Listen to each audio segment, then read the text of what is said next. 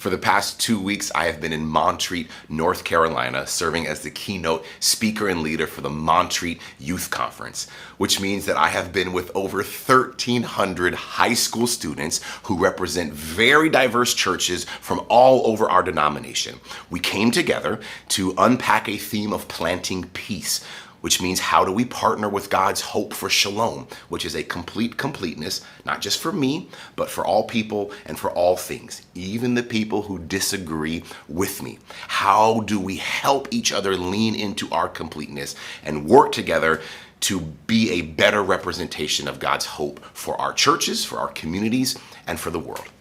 I want to share with you two things that I gleaned from working with these youth from around the country.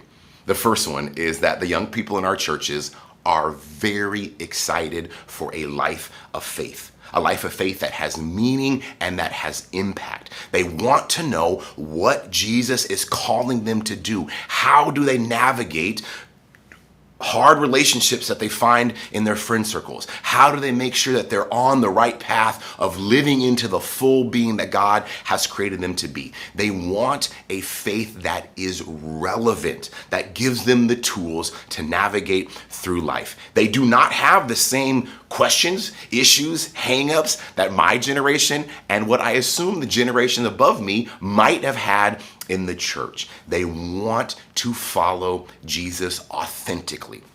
The second one is around the question that all of our churches find themselves asking, it seems like all of the time. How do we get young people involved in our church?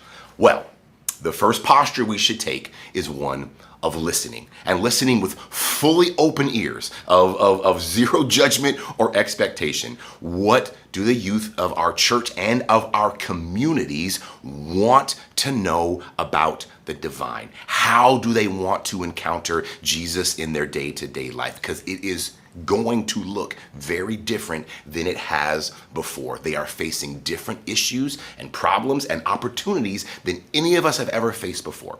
So as we start to think about our fall programming in our churches, of starting our Sunday schools and our youth programs, let us first sit in a posture of listening to what they are asking for. And how do we then take our beautiful, rich tradition and interpret that with them so that they can journey on a life of faith and eventually become the leaders that will help all of us get closer to our living God.